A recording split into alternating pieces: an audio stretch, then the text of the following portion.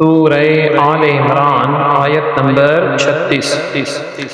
اعوذ باللہ من الشیطان الرجیم، بسم اللہ الرحمن الرحیم۔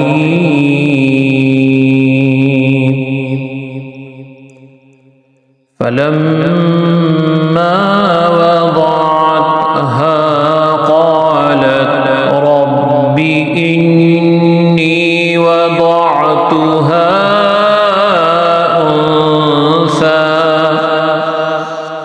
والله أعلم بما وضعت وليس الذكر كالأنثى وإني سميتها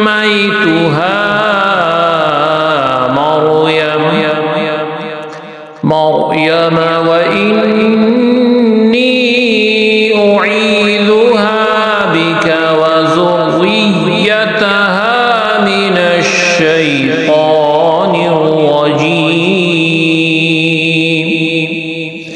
لفظی ترجمہ ہے فا پھر لما جب ودعت جنا اس نے ہاں اسے قالت کہا ربی میرے رب انی بے شک ہی میں نے وضعت جنا ہاں اسے انسا مؤنث وا اور اللہ رب العزت عالم خوب جانتا ہے بھی اس کو ما جو وضعت اس نے جنا وا اور لیسا نہیں الذکر مذکر کا مثل الانسا مؤنث کے وا اور انی بے شک میں سمیتو میں نے نام رکھا ہاں اس کا مریم وا اور انی بے شک میں اعیذو پناہ میں دیتی ہاں اسے بیسات کا تیرے وا اور ذریتہ اولاد ہاں اس کی من سے الشیطانی شیطان الرجیمی مردود۔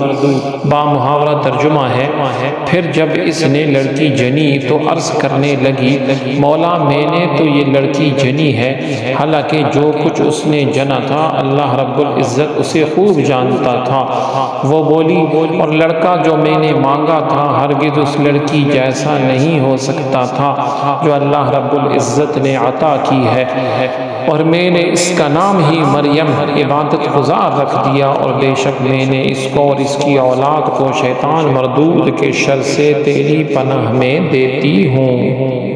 آیت کی تفسیر میں فرمایا گیا فلما وضعتها تو جب عمران کی بیوی نے بچی کو جنم دیا، چونکہ حضرت عمران رضی اللہ تعالی عنہ پہلے ہی اپنے خدشے کا اظہار کر چکے تھے، اور اللہ رب العزت کی قدرت کے بیٹے کی بجائے بیٹی کی ولادت ہوئی، اس پر حضرت حنا نے اظہار افسوس کے طور پہ یہ کلمہ کہا۔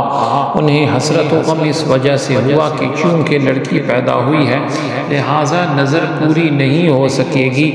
آپ رضی اللہ عنہ کا یہ عرض کرنا منت کے پورا نہ کر سکنے پر افسوس کی وجہ سے تھا، اس وجہ سے نہیں کہ آپ کو لڑکی پیدا ہونے کا افسوس تھا، کیونکہ یہ کفار کا طریقہ ہے، اور افسوس کے ساتھ کہ آج بھی ہمارے معاشرے میں رائج ہے بعض لوگوں میں بعض خاندانوں میں۔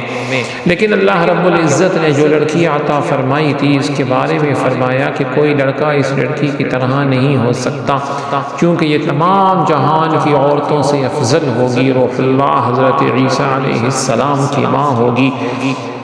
یہ رب ذوالجلال کی خاص عطا ہے۔ اس سے معلوم ہوا کہ بعض عورتیں بعض مردوں سے افضل ہو سکتی ہیں۔